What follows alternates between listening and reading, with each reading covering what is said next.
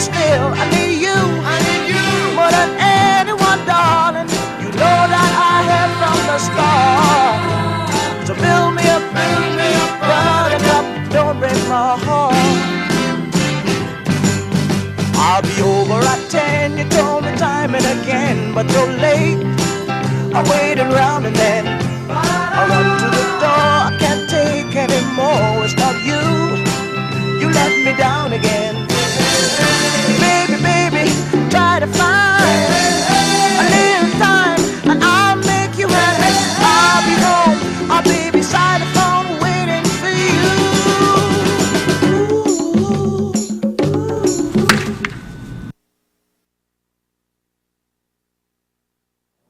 Hello, and welcome to another edition of the Brew Crew Review. I'm Craig, and again, we've got a full panel host for a special minor league edition of our show as we have some great footage down from Nashville, Tennessee, where the Brewers' AAA affiliate is, the Nashville Sounds, and we've got great interviews with a couple of stars there. First of all, before we get into talking about that, let's introduce my panel here today. First of all, on my right, I've got Chad Collins, and directly on his right is Scott Bartell. And also joining us today, of course, the great Vince Travato over to my left. So welcome, guys. And we've got a great edition here. Lots of great interviews coming up and exclusives here as we were able to actually both Chad, Vince, and myself were able to go take a little minor league road trip down to Tennessee to check out the Nashville Sounds, the Brewers' AAA affiliate. And we conducted some great interviews. We've got interviews coming up from Dave Krynzel, a center field prospect. Nelson Cruz, another outfield prospect, acquired this offseason. Doug Melvin acquired him from the A's, and the Keith Ginter trade. He's doing great down at AAA. We got an interview with him. And then we've also got Vince did a nice piece with the first base coach for the Nashville Sounds, former Anaheim Angel, Gary Pettis. So that's coming up. And also we've got one with Corey Hart, again, another prospect for the Brewers. And then Chad's going to stay tuned during this episode because at the end he's got with Prince Fielder, of course, big time prospect for the Brewers. So stay tuned. That's all coming up. And I'll point out through our website, brewcrewreview.com, you should check that out. It's got all these interviews during the course of today's show and a lot of our past interviews that you can download. Check out where we've been so far this year, following along the Brewers and even their minor league affiliates. But what I was going to say is if you want to email anyone here on the show, everyone's got their personal email. You can email Scott at brewcrewreview.com. You've got Chad at brewcrewreview.com. You can email me at Craig at brewcrewreview.com, and of course Vince at brewcrewreview.com. So if you email Chad, make sure you put in the subject heading "poisonous snakes." I think that would be very fitting for part of our Tennessee stories. More info on that. Copperheads. So let's kick off today's show, though, by actually talking a little bit about the Brewers. The Brewers, again, last episode we did a first half recap. The Brewers kind of hovering below 500, and I know it was kind of their goal this season with the new ownership and a bright future possibly on the way. That they, we've had 12 consecutive, or is it 13 consecutive losing seasons. It's been quite a while since the Brewers have been able to finish 500. I think that's a big goal for us this year, and we're first of all, let's start off, Scott, and go around. Scott, do you think we're going to be able to do it? What do you see for the Brewers in the second half? They're going to have to play over 500 ball in the second half in order to finish 500. They're currently a few games under. It's definitely going to be a tall task. I mean, we have a lot of good teams that we have to play the second half of the year. The big kicker, though, is we have a lot of those games at home. So we're a good home team, and I really think that we're going to be able to do it. The offense is what is making me happy right now. We're up to 6th in the National League in runs, which I think is exciting. It's good to see Jeff Jenkins now hitting over 280. When we were in Toronto, he was batting 228. That was like 6 weeks ago, so he's boosted his average like 52 points. Carlos Lee's still doing a job. Brady Clark's like 4th in the league in hits. So I like to see the offense going into pitching and staying consistent. And another cool thing, too, when I was looking at ESPN today, they actually had the Brewers in the wild card race. So I thought that was neat to see. We haven't seen that in a while this late in the year, so I think that's pretty exciting. We saw about 5-6 teams ahead of us, but yeah, it's exciting to see them listed at least, so that's great. Vince, what do you think about the Brewers' chances here in the second half of possibly finishing 500 and breaking that streak? Well, boys, I'm going to project that we're going to finish a game or two over 500. I really like our schedule in the second half. Like Scotty said, we're a better team at home, quite frankly. So I'm kind of excited to see that we've got more games at Miller Park in the second half than we did the first half. The other thing is, I think that if you look at last year, we have a momentum shift. Last year was the opposite, where going into the second half, we kind of had a bad series or two before the break actually started. This year, I feel like the momentum is actually shifting. Our second half, I think, is going to be better than our first half, and I'd much rather see it that way than the other way around, like last year's collapse. The big surprises to me this year obviously have been Chris Capuano, who's leading the team in wins, and also Brady Clark, who, here's a guy at the beginning of the season who, people wanted us to give Dave Krynzel a shot, who had some limited playing time with us last September, did all right, but some thought maybe he wasn't ready, but then Brady Clark's kind of a aging journeyman outfielder, but performed well for us last year and was one of the top on-base percentage guys in the whole National League second half last year. And surprising enough to us, he's been able to carry that over to this year. He's hitting well over 300 with a great on-base percentage. So I think that's been a key to us being able to stay where we've been at. Another thing, too, that it just hit my mind right now, I think actually the real key is our defense. It seems like every game we're having 2, 3, 4 errors, and there's just no way that in a major league level you can finish 500 when you're giving teams 4 or 5 outs in an inning. So I think our defense really has to improve, and that's kind of been an Achilles heel of this team. So defensively, I think we need to step it up a notch if we have any kind of aspirations of 500 or a playoff run. I agree with you. And also, to be a little bit critical of our manager, Ned Yost, I love the guy as far as getting the guys fired up, and I think he's got the right attitude that he instills with the team, but I think some in-game managerial decisions have cost us a couple of games, and that's the reason why we haven't been able to get well over that 500 mark here so far this season. So I think some of those need to improve, including fundamentals, being more aggressive on the base pass and also moving runners over and all those little things that make a big difference. I think we need to do better as a team, and I think that needs to be led by Ned Yost. So hopefully we can improve on those. And I'm going to go ahead and also predict that we're going to do that, and it's going to be a great day for the Brew organization as far as a step forward and finish above 500 and move on from there. But let's move on here. We've got a bunch of interviews to get to during the episode today.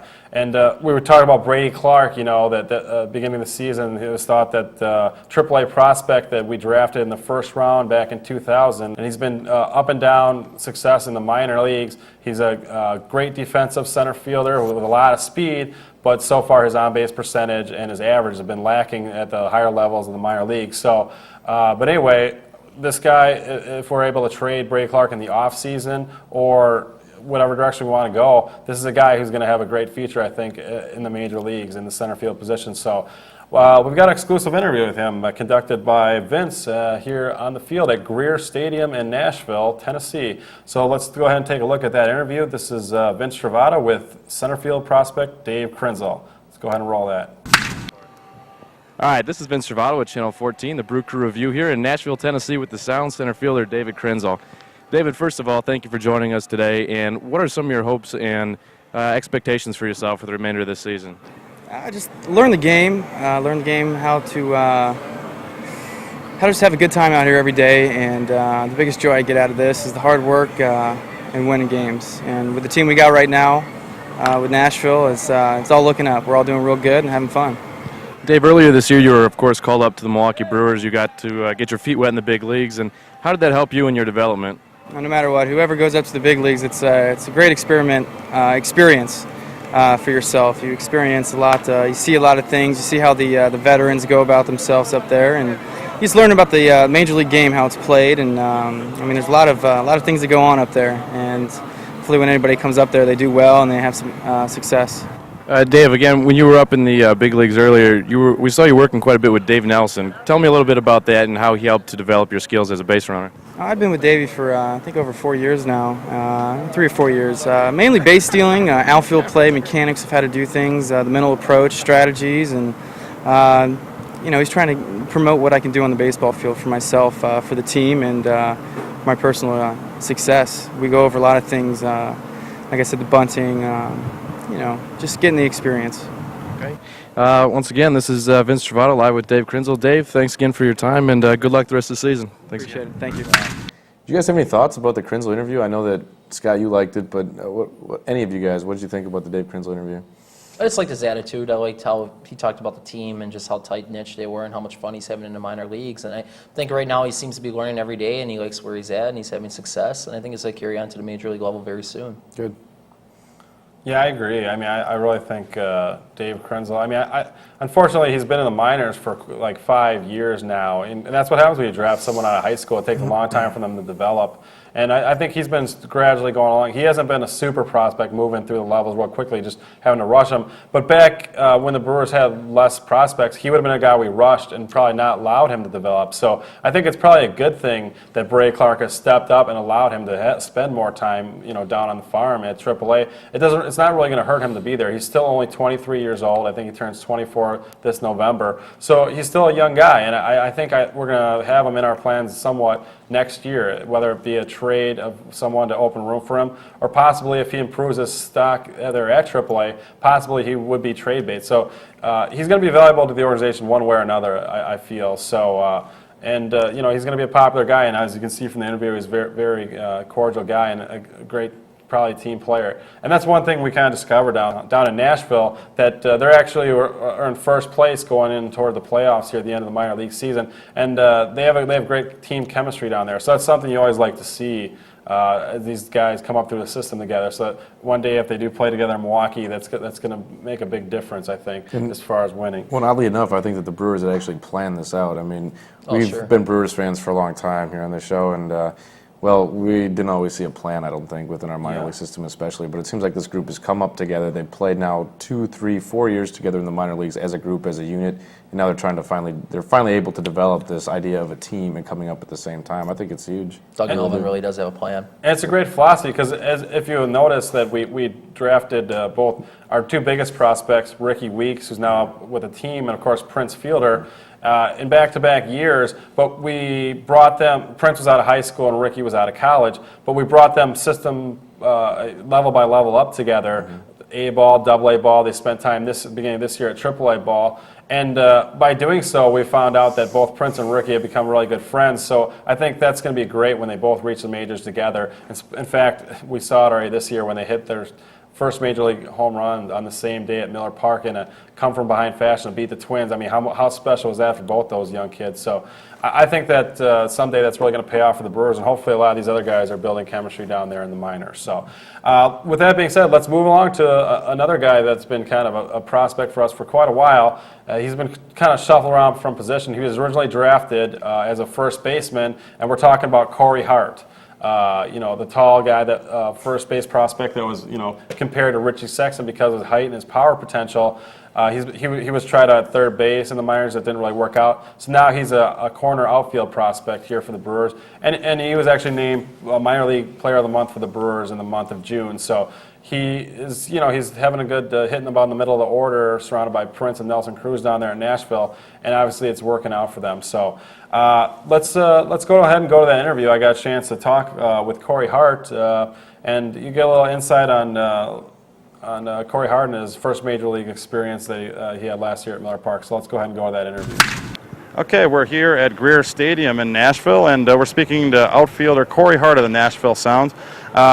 Corey, first of all, I'm going to talk to you about a little bit of your experience. You've been a minor leaguer here for the Brewers for quite a few years, a highly touted prospect. A couple years ago, you got to play in the Futures game with a lot of up-and-coming stars, a lot of guys possibly already up in the big leagues. Tell me what that experience was like. How valuable was that to you professionally? I mean, obviously it's valuable because you get to be around guys that are going to be in the big leagues that year, or obviously that are going to be there. So it's nice to be around guys like that. But I mean, obviously I was a young guy, so I mean, I had a lot of learning to do and growing to do as a player. So I mean, it was good to see, but obviously it was a step that I needed. But I still had a lot to do after that. Okay, and as you were coming up as a prospect for the Brewers, a lot of people were comparing you to a young Richie Sexton. Do you think that was because of your hitting style, your height, or when you heard those comparisons, how did that make you feel? Obviously, if you're compared to somebody as good as he is, it's nice. But I think it was more or less just because we were both big guys. He's actually a little taller than me, but it's nice to be in that little same table as he was. But I think we're different players, but obviously we have the height that compares to each other. Yeah, and okay, for the and then last season you got your call for the first time up to the big leagues, and you got to make a brief appearance up at the big club. Unfortunately, it was just brief because of the roster circumstances. But tell us about the feeling when you first got the call. how did you find out I'm always kind of curious about this. How do you find out that you've been called up to the big leagues? Are you notified by your coach here? Do you get a call from someone up in Milwaukee? And tell me about the day that you received that call and like everything that happened that day until you landed in Milwaukee. Well, actually, my phone was turned off, so nobody, all the coaches were trying to get hold of me, the RGM, and everybody was trying to get me, but my wife got a hold of our apartment landlord. She came and knocked on the door and woke me up. So.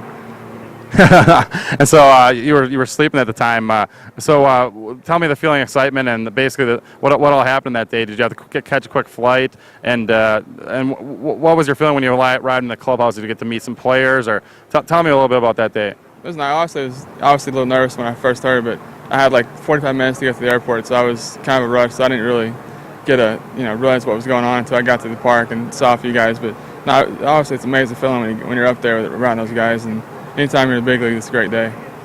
Well, definitely. And unfortunately, you only got one at bat up there. I'm sure you're going to have many more in your career. But tell me, during that at bat, you almost hit a home run. It just sailed foul. Tell me your feeling while that ball was in flight. First major league at bat. I mean, obviously, I think everybody wants to do that your first at bat. So when I hit it, I thought I had a chance, but I was more or less just worrying about my next pitch because usually if you hit a foul ball home run, the next at bat or the next pitch not too good for you. So I was just more worried about striking out than anything. Excellent. Okay, now you're here in Nashville with a great group of guys at the AAA level here for the Brewers, a lot of highly touted prospects.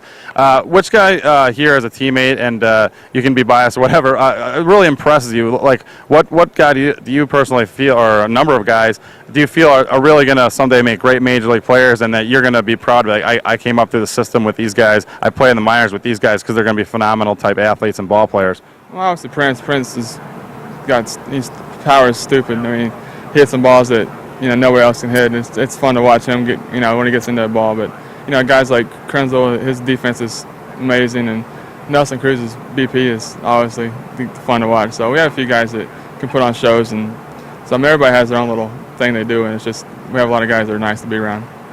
All right, Corey. Well, they're keeping a spot warm up there in the outfield for you in Milwaukee. So as soon as they pave the way for you to come up, I'm sure you'll receive the call hopefully in the near future. So keep on hitting. I know that you were named the Brewer Minor League Player of the Month last month. So what did it feel like when you received that honor?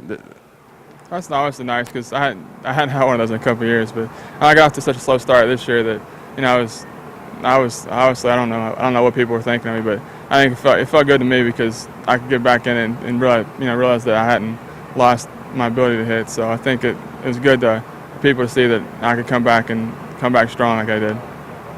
All right, well, good luck, Corey. You guys are currently in first place here in Nashville. So good luck with finishing out the season, and hope to see you up in Miller Park as early as September, if not sooner. All right, thanks a lot.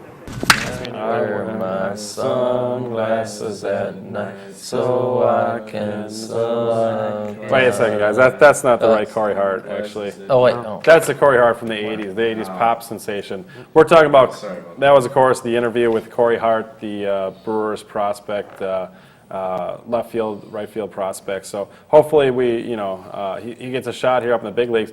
Actually, the Brewers outfield is getting to be a crowded place. Obviously, we have Carlos Lee locked in over in left field.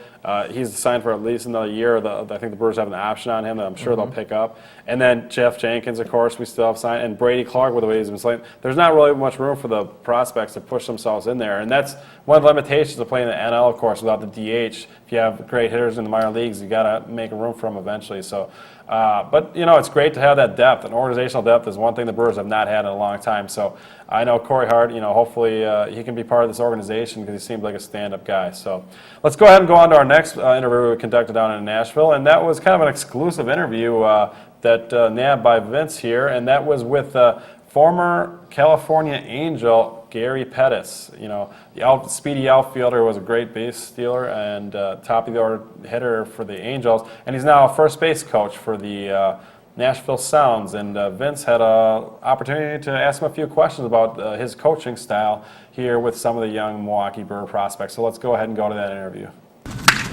All right, this is Vince Travato with the Brew Crew Review, and I'm here with Gary Pettis before the Nashville Sounds game here tonight. Gary, first of all, thanks for joining us. And what are some of your thoughts on the development of some of these players as a whole and also base runners in particular? Well, I think when we started the season, everybody heard about David Krynzel, Ricky Weeks, Prince Fielder. I think now people are starting to realize that Corey Hart and some of the other guys are having fine years. Brad Nelson was here for a while, who's now been sent down to Double-A, but he's still performing well down there. So I think overall, everyone involved with the Milwaukee Brewers should be proud of what these guys have accomplished so far this year. And Gary, you had an outstanding big league career, especially as a base runner. What are you doing in particular to share your knowledge and your experiences with these guys as base runners? Well, first of all, I want them to be aggressive. If they attempt a stolen base and get thrown out, get back out there and try it again. But what I do as I stand at first base whenever somebody gets there, I study the pitcher as if I were stealing base myself. And so I look for a read off of the pitcher that I would use, and I try and relay it to the base runner as he stands there at first base. And how important do you think the base running is to a team's offensive capabilities as a whole? Do you think the stolen base is a dying art? Well, it is, but it's very helpful because some days the pitcher will be pitching very well, and it's going to be tough to score a run. So if you can get into scoring position without having to sacrifice a guy up, you have 3 chances to drive the guy in instead of 2. And finally, Gary, last question. 2007, where do you see the Milwaukee Brewers big league club? Well, 2007 is a couple of years away, but we have some players here that I hope to see in Milwaukee, and if they continue on the path that they're on, it should be very exciting in Milwaukee that year. All right, Gary, thanks a lot for your time. Appreciate it. Well, I was pretty pleased with how the interview with Gary Pettis went. Actually, I wasn't sure what to expect when you're interviewing a guy like Gary Pettis. He's, a former big leaguer. We don't know if he's going to be, decent with this when we're trying to interview him, if he's really going to want to, if he's used to interviews, frankly, as a first base coach for a minor league team. I really wanted to get inside of his head a little bit as a coach and try to figure out what he's trying to teach these young runners, what he's trying to teach as the base running technique for our minor league players. And, we do have a couple fast prospects in AAA. I know that we talked to David Krynzel before, and he's supposedly one of the best base stealers in AAA and hopefully going to be a big part of our team's base running chemistry in the years to come.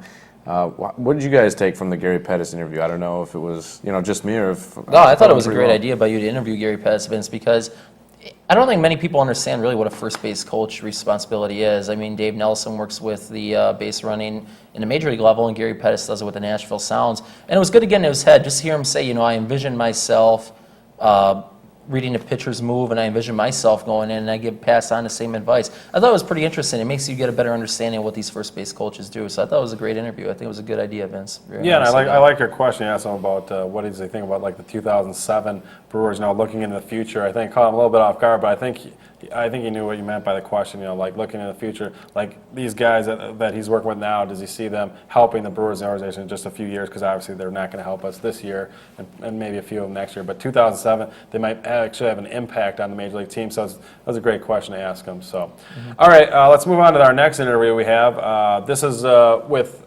again a guy we acquired in the Keith Ginter trade, the offseason trade made by Melvin. We acquired both Justin Lair, who's up with the team now, and this young prospect, and that's Nelson Cruz.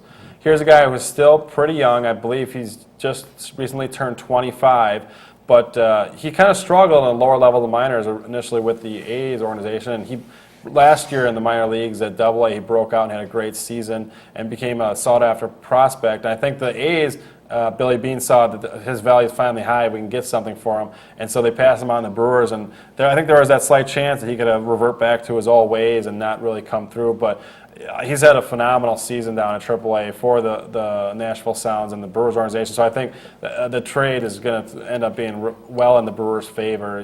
Keith Ginter has not, unfortunately, been helping out the A's very much this season. They had to send him down the minors. I think Nelson Cruz is going to be a great part of our future if we can make room for him. If not, pass him on to another team. But Nelson Cruz, he was featured in this year's Futures game, and along with another Brewer prospect who's down at Single A, and that's Hernan Iribarren. So anyway, let's go ahead and go on to that interview with Nelson Cruz, and he talks a little bit about his experience at the Futures game and also with the Nashville Sounds. Okay, we're here in Nashville with outfielder Nelson Cruz. Nelson, I'm going to ask you a couple of questions about some of your experience here.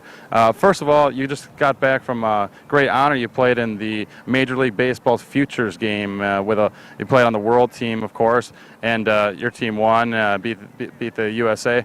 But tell me about that whole experience. First of all, how you first got notified that you were selected to the team, and then the whole experience pretty much there in Detroit. Tell me a little bit about that and how valuable that was for you and how rewarding. It's great, like to have a selection to go to the Futures game. Just you always dream with that when you're in the minor league. You know, it's like a pass to they make sure like everybody want to see you. Good to see you there. So it's good, and also because you always go there, and a lot of scouts go there, and it's like a pass to everybody can see you. Yeah. So. And during that experience, I don't know if you guys got to meet or any of the actual Major League All-Star players or members of the Home Run Derby. Did you guys get to meet any, famous coaches, players, any guys that you looked up to that you kind of got to meet over the weekend? Yeah, we talk a lot of those guys, like celebrities. They be there. We can talk about all them, and we have like a dinner after the All-Star game, and we can meet like a couple of big league guys, like A-Rod, Andrew Jump. Those guys be there. And it's a good experience, to meet all those guys, like realize they are human, because you see on the TV, like, oh, they're superstar, but they're humans like us, so it's good. That's good to know. That's great. And so you of course, spent some time in the Oakland Athletics minor league system, and you actually blossomed last year prior to them trading you to the Milwaukee Brewers. Tell us a little bit about what your feeling was when you found out about being traded to Milwaukee, and then how you've handled it this year, even improving on your performance from last year and moving up from AA to AAA. When you tell us about that whole experience, basically when you found all that out, and when you got promoted to AAA, what that experience was like, and what do you think about all the prospects that are here with the Sounds and how much fun you're having here in Nashville? It's good to go, like trade, because that another teams care and see you play. Like when they have a trade for another team, doesn't mean like the other teams want you, So it's always good when somebody trade you a lot of different teams. I've been that happened to me before when I beat with the Mets and Jamie Walkland. So it's good. And here it's amazing how you can see like the teammates and really good players. Like I said before, you never come here and if you lose for 3-4 rounds, you never think you're going to lose. You have to win every game here because we got a good players here. All right, well, thanks a lot, Nelson. Good luck on finishing up a great season, and hopefully you'll hear the call from Milwaukee sometime within the next year, and we can see you up at Miller Park. So. Okay, thank you. Nice to meet you, Nelson. Take care. I'm Joy from Abraham Lincoln birthplace in Hodgenville, Kentucky, and I'm rooting for the Brew Crew review. Yes. All right. Thank Perfect. you. Thank you very Okay. much. Again. That's Thank perfect. you. Have a good morning. You do. Thank you for Take all care. your assistance. All right, Brewers fans. Well, you just got a glimpse of Joy, our new friend and apparent fan in Hodgenville, Kentucky, the birthplace of 16th President Abraham Lincoln. That's Lincoln. And We saw his father's cabin, Tom Lincoln. Tom by the way. Lincoln. Be very careful of Tom Lincoln. Tom Lincoln is an interesting story, but we'll save that one for the history books. But there's a reason why he and Abe didn't get along too well. In any case, it's nice to see that our show's gotten a bit big, and Hodgenville, Kentucky apparently is the home of some fans of your favorite TV show. So Yeah. thanks to Joy. That's great. So, and again, this is following the Nelson Cruz interview.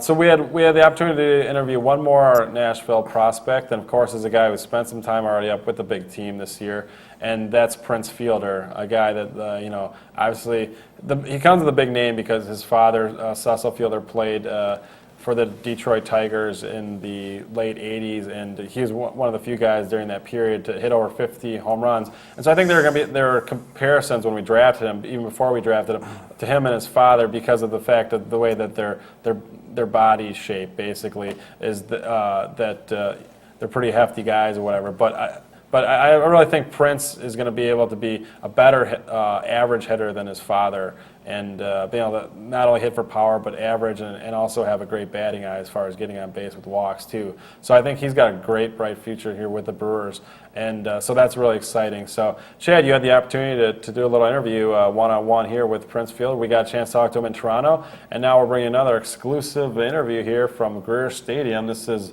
Chad Counts and Prince Fielder talking about a little bit of his major league experience and his experience with the Nashville Sound. So let's go ahead and go to that interview. All right, it's Chad here at the Brew Crew Review. Once again with Prince Fielder. Prince, it's great to have you on the show again. Thanks for your time. Briefly, you were in the major leagues it was only supposed to be a week experiment just for the DH and the interleague play, and then you stayed up for a couple more weeks. Just describe your experience at the major league level. How was that for you? It was a lot of fun. I mean, I got to go out there and, got to play in big league games. So just had a lot of fun while I was there. Your first homer was obviously very memorable. You and your buddy Ricky Weeks hit 2 big homers in front of the 4th biggest crowd in Miller Park history against the Twins. The famous photo of you guys celebrating at home plate. Just describe that moment. How special was that to hit such a homer that impacted the game so much, and to hit your first home run on the same day that your buddy hit his first home run too? Yeah, I mean, that made it that much better. I mean, just because the home run meant something, because it helped the team go ahead, and plus Ricky was able to hit one that night too. So it just made everything that much better.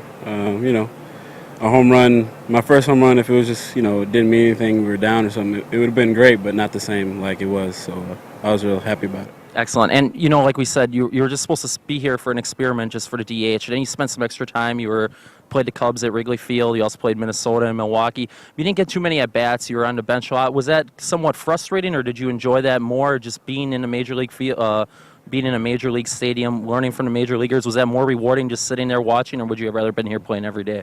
Nah, I mean, that's the big leagues. I don't care, I don't care what I'm doing as long as I'm up there. So it was a lot of fun. I mean, it helped me, even though I didn't play it every day, I still got, at least probably got one at bat a game probably. So that helped me. So, it was a lot of fun. I mean, I can't complain about it. And lastly, we're from Wisconsin. This is our first time here in Nashville. And just looking at the club right now, you guys are in first place by a season-high 6 games. You're playing the second-place team today, Memphis, and you've beat them 3 games in a row. This team seems to be really loose and really fun. Just kind of describe this team. They seem to be a real good group of guys together and having a lot of fun. How is this team working out so far? Yeah, I mean, everybody on the team is, we're friends. We all hang out together. So, it's just like a big family. So, we all, like, in the clubhouse, we're all good friends. So on the field, it just makes it that much easier to play with everybody, and everybody's on the same page. So, okay. Prince, thanks again for your time. We hope to see you up in Milwaukee real soon. Thank you. All right, well, yeah, that was an interview with Prince Fielder. I don't know if it was as good as yours, Craig, but it was good to see Prince at the major league level, the minor league level, and he's a pretty humble guy, soft-spoken, and he enjoyed his experiences in the major league level, and he's enjoying winning in the minor league level and his teammates. I know the question on everyone's mind probably is what's going to happen with Prince Fielder. We have Lyle Overbay, who's hitting pretty hot now. I do have an unidentified source in the ticket office. Tom Carter. Yeah, well, Tom okay, Carter. we can say his name right now. Yeah, Granted, he was wrong. He did say Prince Fielder would be up the whole year, but he was wrong on that one. But he is very confident that there is a way, he says, that we will work it out. We're both Prince Fielder and Lyle Overbay will stay on the team for several years to come, so I hope it does happen. Well, what do you guys feel about that statement by our source? Because I don't really know if that's possible, because of the fact with already our glut of outfield, not only prospects, but we've got Lee, Clark, unless we trade him in the offseason.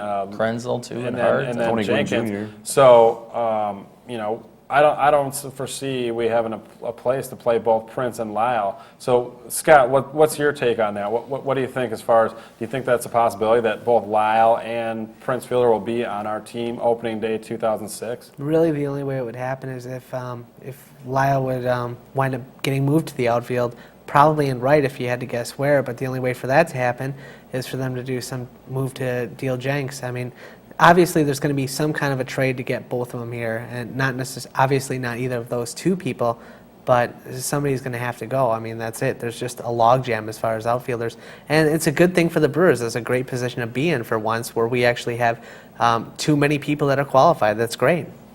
Unless we just do with that letter writer to the Journal Sentinel, so we could just move the Brewers to the AL West and then have a DH. That's a great idea. We'll do and that. I never really thought of that. No, never that's crossed my not a mind. good idea, Scott. I hope you're joking. I think that part of it comes down to what options present themselves. Because other general managers are going to have some say in this. It's not like we can just pull a trigger on any trade that we want to. We're going to have to find out what other teams need, what other teams are interested in on our roster, and see where we can go from there. And Overbay was highly coveted. I mean, I guess there was a big rumor about the White Sox and wanting to go to the White Sox, and Doug Melvin said no.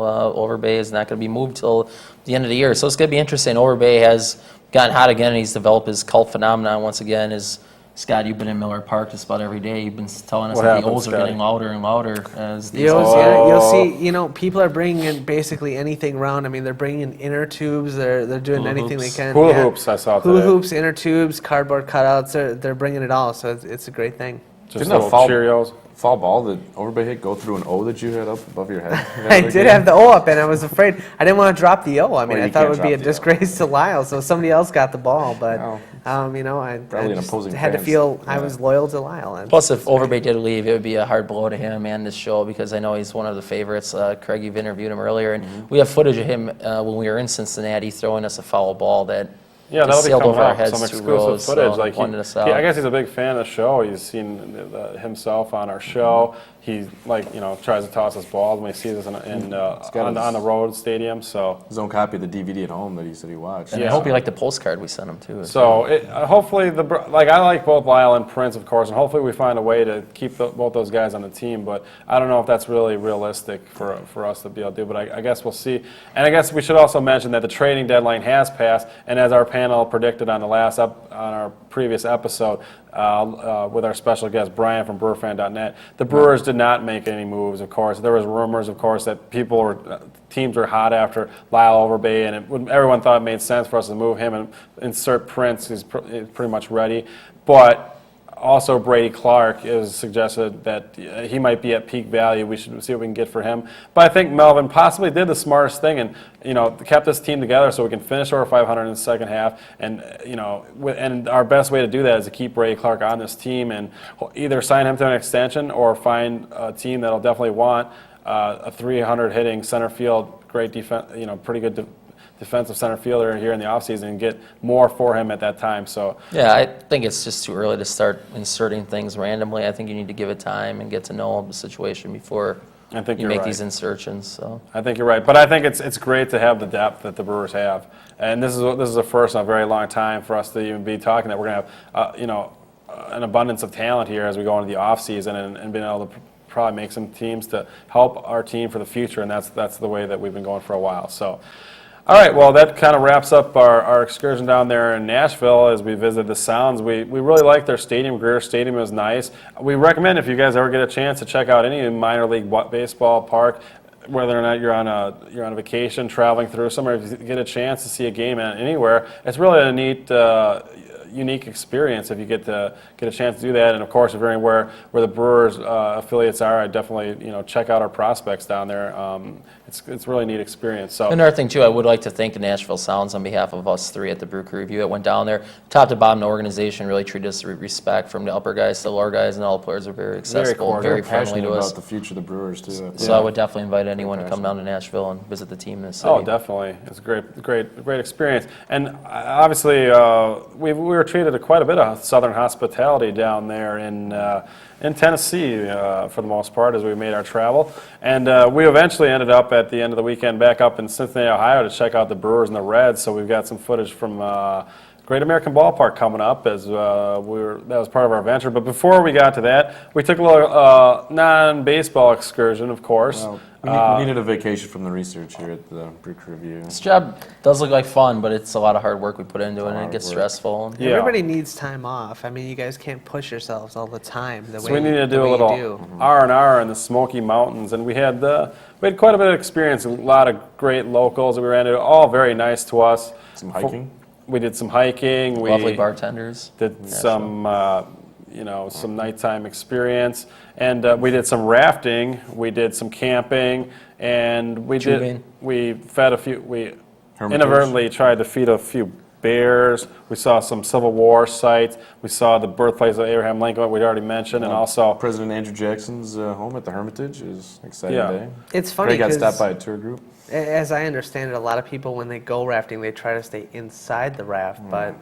Yeah, actually, that brings up a great point. During one of our rafting experiences, unfortunately, it was very tragic. Actually, first of all, you'll see us point out here in some of the footage at the campground, most of us on the rafting trip lost several of our garments and a lot of our possessions at the time. So, if any of you guys do ever hit the water, please try to leave any of your valuables in the car. And unfortunately, Vince, our astute co-host here, lost one of his most valuable possessions, and it's very traumatizing to him. And Vince, you want to talk a little bit about that? We're all very saddened. I don't want to talk about it, but I feel like I have to, that I owe it to the people. It was the time that we were at the Pigeon River. The ladies love those. Well, we tried. But anyways, we took some tubes and we went down the Little Pigeon, and there was a stretch of rapids. And unfortunately, there was something amiss with the rocks or something, or the boat or the tube or my balance. I'm not sure what it was, but, you know, I actually fell off the tube and hit my head a little bit on some rocks at the bottom of the river, but in so doing, I lost the aviator sunglasses.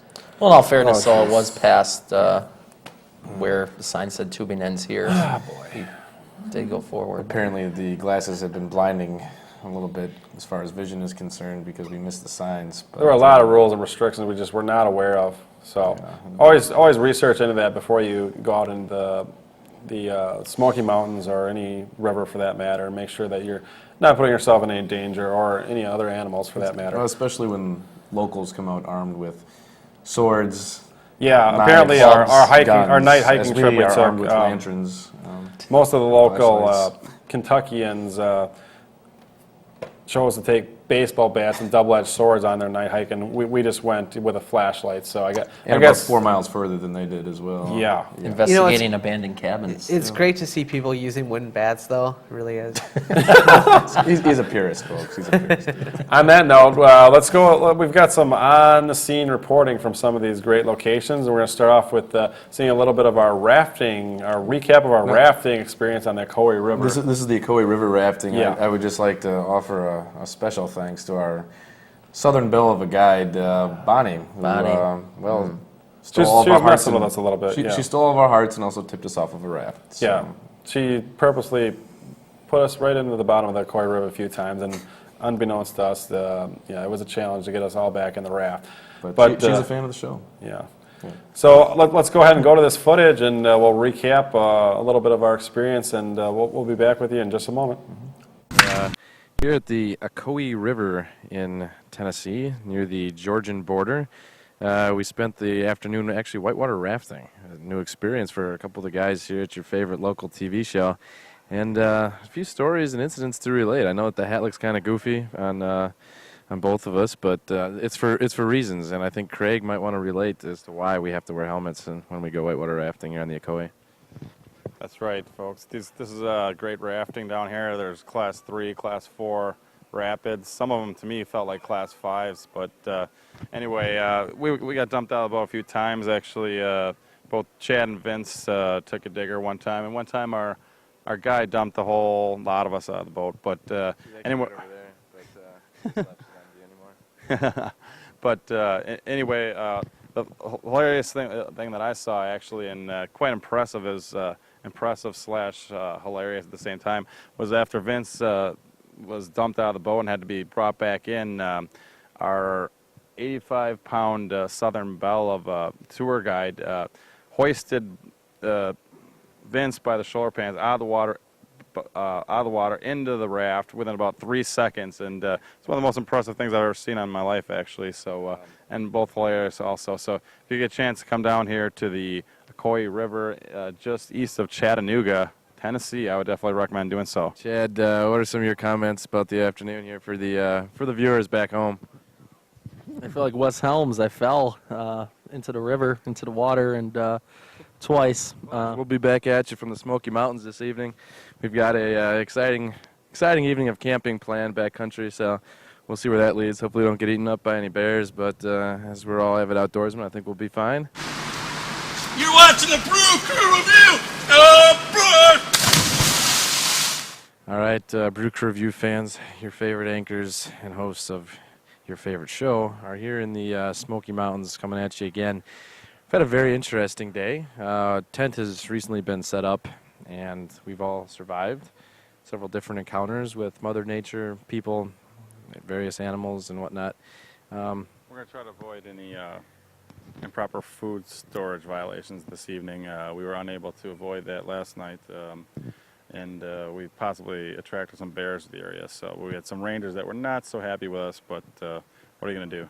Well, last night in the Smoky Mountain region, we went for a night hike, and the locals afterwards saw us and told us that was not a good idea because of boar and venomous snakes and bears and water moccasins and actually felons that hide in the Smoky Mountains. So apparently that wasn't a good idea. And then we camped in a campground that wasn't ours, and were woke up by a ranger at 9 in the morning who gave us the ticket for improper food storage. We're going to relate a quick series of incidents this afternoon while we were tubing. There's been a steady succession of things that we're losing, and unfortunately it's not always our fault. The one, I did lose a pair of shorts in the bathroom in Nashville. We're not going to say how. Well, but besides that, it was actually Mother Nature who's been taking away some garments. Chad, what are some of the items of clothing that you have actually lost today? And could you describe a situation that occurred earlier that might have turned out either better or worse, depending on the viewer, depending on how it did? Yeah, unfortunately on the tube, I lost my shoes and my beloved Brewer hat. And when Vince hit his head, I tried to avoid him and the branch, abandoned my tube, and then a current streamed up my shorts, and I almost lost those two. But luckily I caught him at knee level. So I'm properly dressed, but Vince lost his aviators and his shoes. I lost my shoes and my hat. So, again, when a sign says stop, please stop. Thank you. The aviators will be back. I guarantee that we will either ford the river tonight, find the aviators, or Through the copperheads. Or we will buy a new pair of aviators shortly before we tape again. I know that the fans out there love it when we wear our Brewers hat and our aviators, so we got some shopping to do, boys. All right. Apparently, basically the moral of this trip, boys and girls, is read the signs if you're not from the area and follow all rules and directions. Luckily, so far we have remained unscathed. This is the guide here on the raft tour here in the rivers of Tennessee that flipped us over a few times. Probably our fault, but anyways.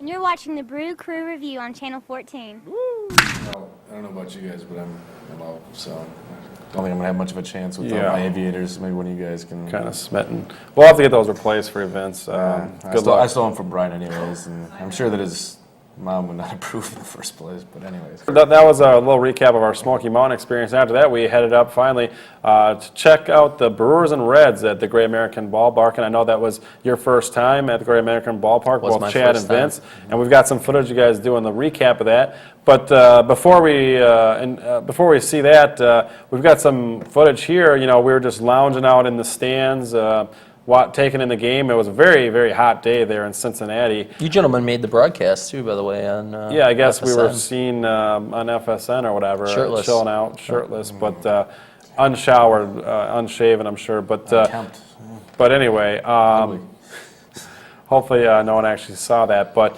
anyway, this footage that we caught ourselves is, I think it was at the beginning of the seventh inning. End of the eighth inning. End of the eighth inning, and Lyle Overbay.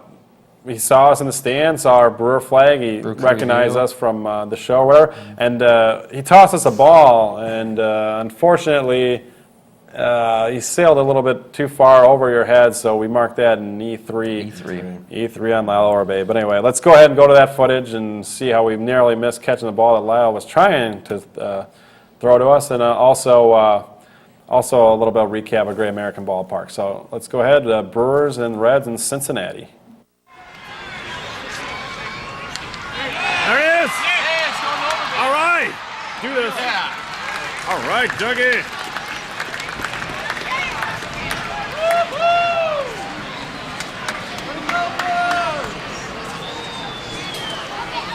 Yell, you guys, yell for the ball. Lyle out here. Lyle. Oh, up here. George. Clear a ball. Clear a ball. What happened on that, you guys? What happened? Well, throw was a little bit high. Unfortunately, we didn't get a chance to get it. Unfortunately, the vertical wasn't good enough. Brewers!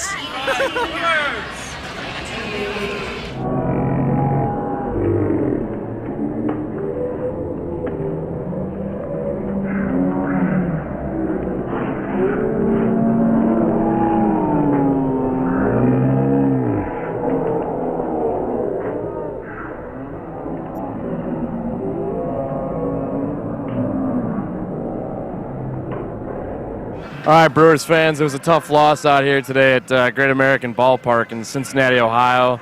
Brewers lost a heartbreaker 3-2 to the division rival Cincinnati Reds. Game was tied 2-2. Bottom of the ninth inning, Adam Dunn comes up. It's a game-winning walk-off home run to right field for the Reds, and we could do nothing but sit here and watch. Chad, what are your impressions of Great American Ballpark, the game itself, some of the moves made by Yost, some of your comments?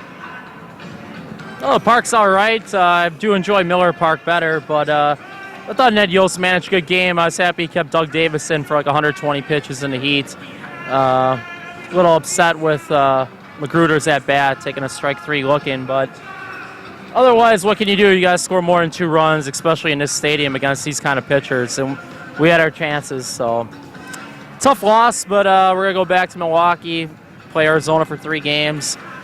San Francisco for 4, and those are winnable games. I think we'll win at least 5 of those, and then we'll be right back to the 500 mark. So, disappointing loss, but still we had a great trip. Any last comments, Vince? I'm just going to wrap up the little road trip here. Brewers took 2 of 4 from the St. Louis Cardinals and only 1 of 3 against the last place Cincinnati Reds. So, road trip started off well, finished on a less than good note, but hopefully we can take it back home. We got a bit of a homestand now, playing the Arizona Diamondbacks and the San Francisco Giants to finish out the month of July. And let's take it from here, 500 and hopefully more. Signing off from Great American Ballpark in Cincinnati, Ohio for Brew Crew Review.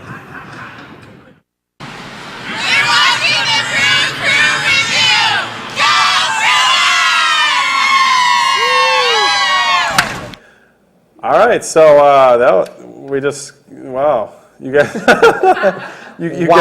you guys just met some fine females there at the Miller Park. Obviously, lovely ladies. Obviously, they're very lovely and very festive. They were partaking in all the festive things that Miller Park has to offer one. And they were very excited and honored, I would say, to meet our show hosts here for the Brew Crew Review. Both Scotty and Chad, they were very willing and to do the shot with you guys. And Very willing. And they really wanted to say how much they loved the Brew Crew Review. And so...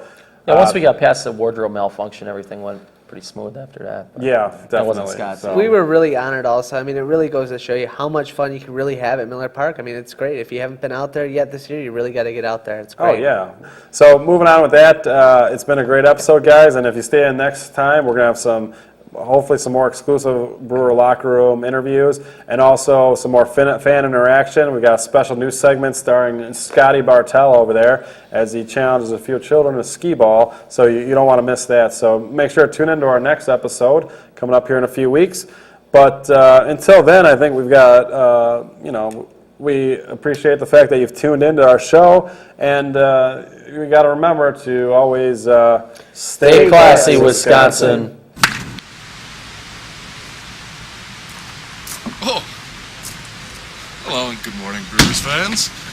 Come and join me for a pleasurable excursion down to the river as we talk about the Brewers, the state of affairs in our nation, and additionally, the agenda and itinerary for our road trip.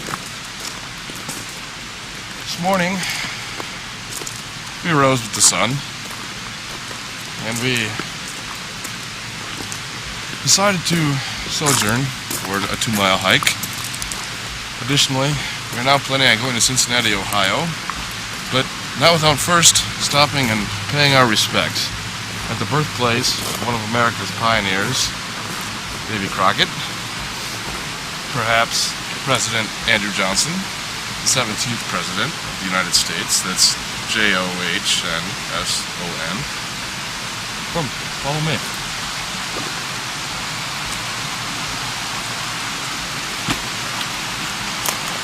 Here at the Little Pigeon River, we actually are stepping on sacred territory.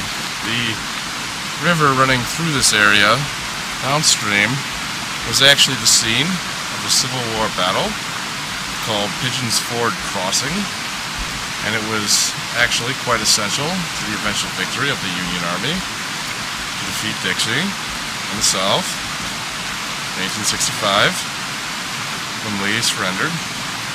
But first, we need to do our morning rituals.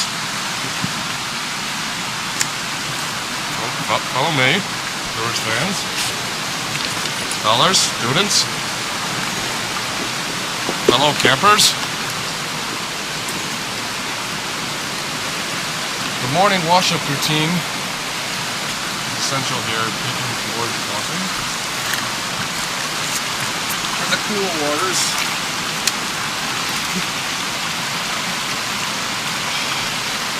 Our bliss. Indeed, Brewers fans. Join us today as we travel throughout Tennessee, leaving Dixie and heading back to the north, Ohio, and eventually Milwaukee. It'd be a great day.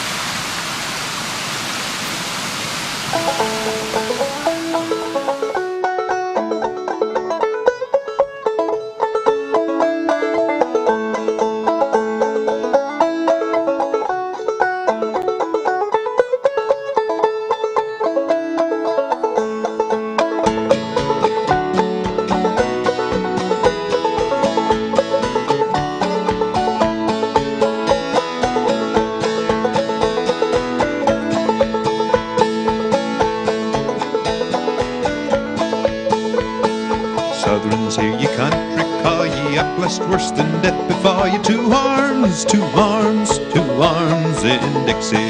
Though all the beacon fires are lighted, let all hearts be now united. Two arms, two arms, two arms in Dixie. Advance the flag of Dixie, hurrah, hurrah. For Dixie's land we take our stand and live or die for Dixie. Two arms, and conquer peace for Dixie. Two arms, and conquer peace for Dixie. Oh, hear the northern thunders mutter, northern flags and south winds flutter. Two arms, two arms, two arms in Dixie. Sending back your fierce defiance, stamp upon the cursed alliance. Two arms, two arms, two arms in Dixie. Advance the flag of Dixie, hurrah, hurrah. For Dixie's land we take our stand and live or die for Dixie. Two arms, and conquer peace for Dixie. Two arms, and conquer peace for Dixie. Fear no danger, shun no labor, lift up rifle, pike, and saber. Two arms, two arms in Dixie. Shoulder pressing close to shoulder, let the odds make each heart bolder. Two arms, two arms in Dixie. Advance the flag of Dixie, hurrah, hurrah. For Dixie's land we take our stand and live or die for Dixie. Two arms, and conquer peace for Dixie. Two arms, and conquer peace for Dixie.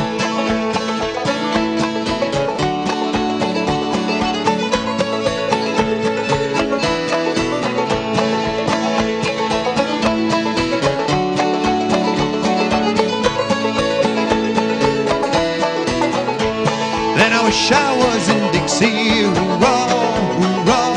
For Dixie's land we take our stand to live or die in Dixie. Away, away, away down south in Dixie. Away, away, away down south in Dixie.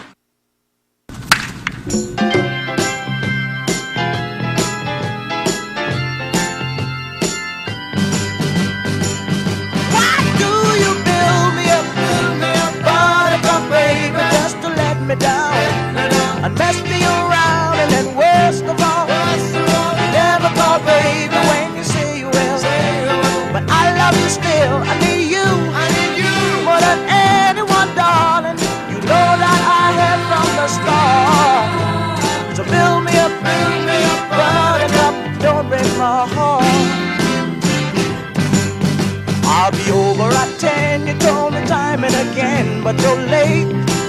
I waited around and then I run to the door. I can't take anymore. It's